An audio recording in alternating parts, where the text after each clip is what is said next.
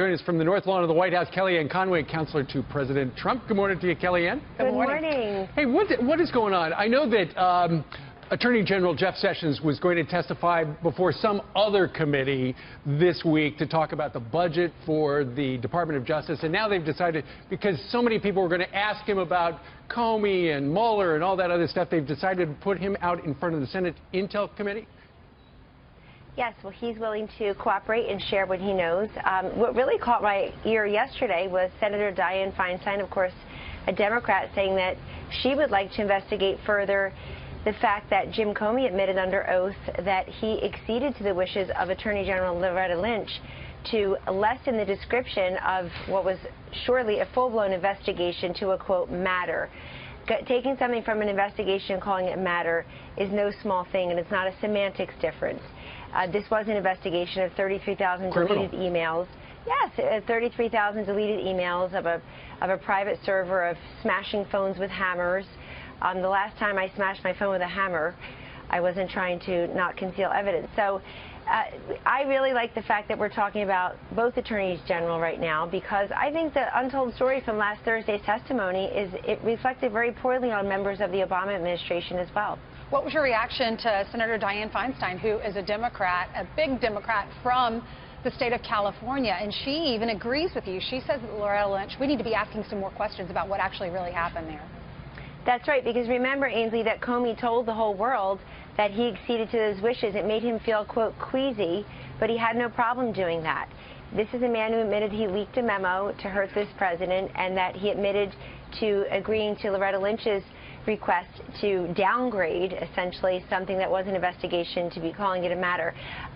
It also goes back to the tarmac meeting between Lynch and President Bill Clinton. It takes about 4.5 minutes, not 45 minutes, to talk about golf and the grandkids, a couple of selfies included. So I think those questions have always swirled around. And I think what Senator Feinstein as a Democrat did is very refreshing, because the Democrats, now they basically say the word Russia more than they say America. Right. They are obsessive about this. They are obstructionists. And they're going to have to go home and face their constituents at some point when they say, what was your message? They have no message, no direction, no leader, no compunction whatsoever to try to cooperate with this White House or with the Republican majority in both houses, with the Republican governors, the Republican state legislatures. Right. Across the board, just no willingness to cross over and support what I would say are even nonpartisan issues like air traffic control and infrastructure reform. Ivanka and her father's workplace initiatives this week, workforce development. I mean, we can't get people to say, hey, skills training, technical vocational education, great Kellyanne, idea, I'll cross over and support. All right, Kellyanne, just talking about what just this whole thing in the big picture. So far, many people are saying no collusion. Now they're saying, most legal experts say they don't see obstruction of justice. I don't know what Robert Mueller's doing with his Murderers Row team there.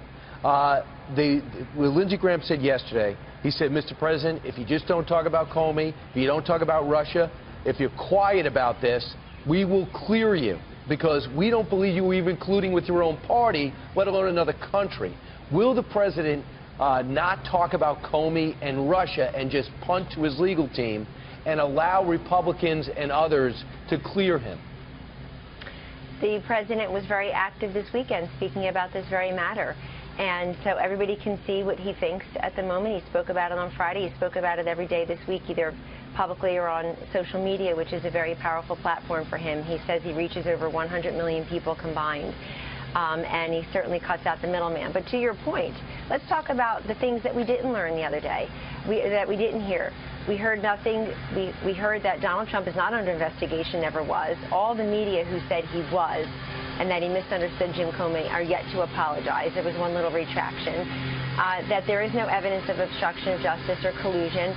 That Russia had no influence. There it is. They love us. Hey, guys. And it's a very clean lawn here at the White House. And that Russia had no impact on the elections. Only in Hillary Clinton's speech. Kellyanne, you're a genius at politics. Every time the president mentions Comey or Russia, it doesn't work to his advantage. It works to the Democrats. In fact, so if you agree with that, maybe you don't, if you agree with that and the president wants to get his agenda through, wouldn't he be better off not doing anything about those things, letting others do it? He's likely watching and getting your advice right now, Brian. But at the same time, I don't know why people just can't cover both.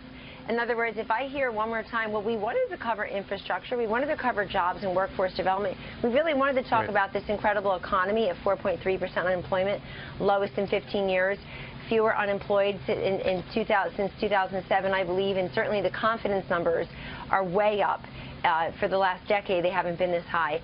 So why can't people cover both stories? Because they're trying to kill you. We really wanted to do that. Because these other media outlets are trying to kill you. That's just it, so don't give them the bloody knife. They need to, quote, accept the election results. All the things that I was asked and the president was asked and everybody was asked 6 ways to Sunday from that October 19th debate in Las Vegas when he said, I'll keep you in suspense.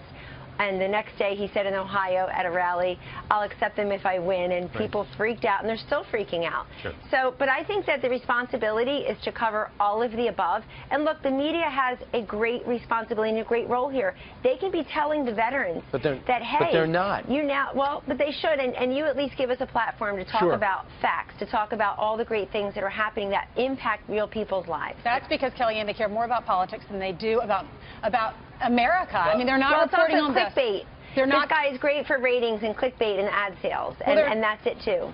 The facts are plain and simple. The economy looks really good right now. The Dow, since he's been elected, up 16%. S&P up almost 14%. NASDAQ up almost 20%. Well, and you can't deny all the confidence numbers as well, which is an optimistic projection. It means that business owners and job creators and consumers will spend their money. They will invest. And they feel very good about the president's policies, all the regulatory rollback. They feel very good about tax reform coming, about health care getting completed, these infrastructure investments, the idea that this White House is going to do what's not been done, which is to dignify and to expand the opportunities for people to get a portable credential or certificate that allows them to go and support themselves right out of high school and not amass a mountain of debt in a four-year college. If they're not college material, so what? There are all types of career paths in this country. I grew up with the welders, the carpenters, and all. So thank you for mentioning the economic optimism, because people just, they won't. But you know what? The American people know it. We hear from them all the time. We're praying for you. We support you. We know things are progressing. And I think the Democrats are guilty of obstruction of progress. That evidence is very clear. All right. Kellyanne, of course, your boss, the President of the United States, Donald Trump, said at the end of last week, you know, James Comey was a leaker. And then I saw online, it turns out you're the big leaker from the White House because you were talking to some people at a party. Yeah, well, if I were a great leaker, I'd get much better press, don't you think? Part of why I don't is because I won't divulge confidential information. I'll look, two things there. First of all, Mark Short is one of my best friends in the West Wing. He came to my wedding 16 years ago, and he and Kristen are friends of ours, and our families are close. I don't wonder what he does every day. I marvel at it, and I often join in those efforts. I think we had 3 or 4 meetings together just last week. He's our Director of Legislative Affairs. He's one of the many unsung heroes behind me. The other thing is, I never divulge what the President told me. I never would. The President had said publicly that we'll all find out. We have to wait and see if there are tapes. I repeated that and said I converted to no comment. I said that publicly. There's no confidential information there. Thank you very much, Kellyanne Conway from Washington.